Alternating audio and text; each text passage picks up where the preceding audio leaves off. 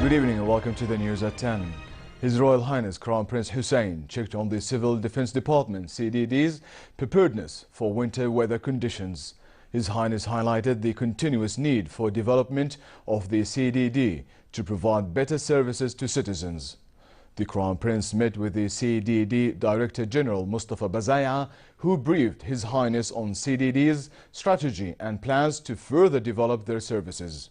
He said the CDD will establish more stations, equip them with modern equipment and qualified cadres. The Crown Prince voiced satisfaction over CDD's high efficiency following a tour to the Command, Control, Operations Center and other facilities where His Highness checked on the modern techniques, technology and equipment.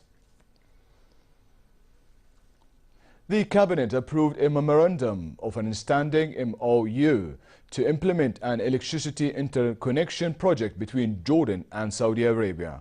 The Cabinet said the MOU will be signed between the National Electric Power Company and the Saudi Electricity Company to allow the preparation of the project's technical and economic feasibility studies. The project will strengthen electrical power networks, power exchange, and enhance the stability and reliability of electrical transmission networks between the two countries. The Cabinet also approved the European Union Grant Agreement's third amendment of the Promoting Financial Inclusion Programme, which aims to improve governance and microfinance in Jordan. Moreover, it approved recommendations by the ministerial group formed to oversee the annual and funding plans for public funds in the kingdom. Jordan has won the membership of the Executive Council of the United Nations Educational, Scientific and Cultural Organization, UNESCO. It received the highest number of votes in its constituency during elections held at UNESCO's 39th session of the General Conference in Paris. Jordan's ambassador to Paris and permanent Jordan representative to UNESCO, Makram Al-Qaisi, said the victory will ensure Jordan's continued international active role in protecting heritage and creating conditions for dialogue among civilizations, cultures and peoples.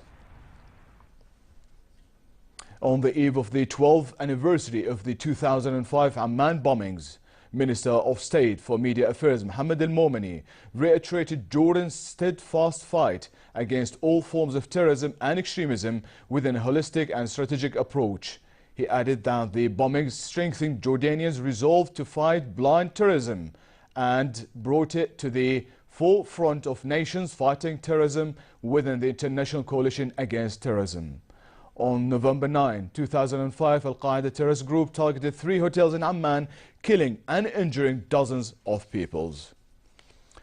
Minister of Planning and International Cooperation, Imad Al-Fakhouri, reiterated the importance of continuing financial support to Jordan so that services to refugees and host communities can be maintained.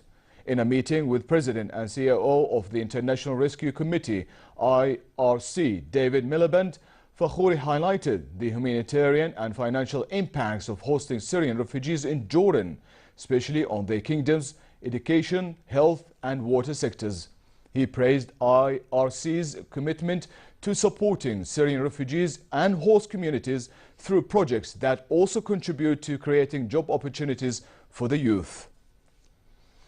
The State Security Court sentenced a man to 15 years of hard labor for planning to carry out a military terrorist attacks against intelligence officers in the northern part of the kingdom. The court charged the man with committing acts of terrorism and promoting radical terrorist ideas. The court also sentenced 4 Daesh followers to 4 and 5 years and charged them with promoting terrorist ideologies and trying to join terrorist organizations and armed groups. In Syria, the state army and its allies surrounded Abu Kamal in an assault on the largest remaining stronghold of Daesh in Syria and Iraq. Daesh has been all but destroyed over the past 2 years, remaining only in Abu Kamal in Syria, Rawa in Iraq, in a few neighboring villages and patches of desert and some isolated pockets elsewhere. Meanwhile, Russia has said it opposed a draft UN resolution to extend the mandate of the investigation by the United Nations and the Organization for the Prohibition of Chemical Weapons, or PCW, into chemical weapons attacks in Syria. But in a joint statement, the foreign ministers of Britain, France, Germany and the US said they had full confidence in the findings and called on the Syrian regime to end all use of poison gas and finally declare to the OPCW all the chemical weapons it possesses. In sports, South Korea's Hung maintained his 100% record at the next ATP finals with a crushing victory over Russian Andrei Rublev to surge ahead in a Group A.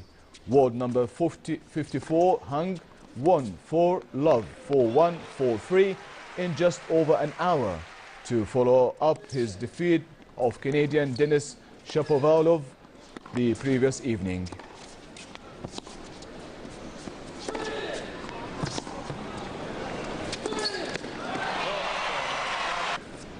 Karen Khachanov beat American Jared Donaldson 4-1, 4-3, 4-2 in an earlier Group B match. Donaldson is still without a set after 2 matches. The 8-man tournament, showcasing the leading players aged 21 or under, is using radical new rules aimed at increasing the popularity of tennis. And finally, a look at the weather forecast. It will continue to be relatively cold tonight with a low of 13 degrees Celsius. As for tomorrow, fair fall weather is expected with temperatures sliding 3 to 4 degrees below their seasonal average to reach a high of 19 degrees. In the Gulf of Aqaba, it will be relatively hot with a high of 28 degrees with northerly moderate winds and calm seas. And with that, we come to the end of tonight's news. I'm Noel Balkar. I will see you tomorrow.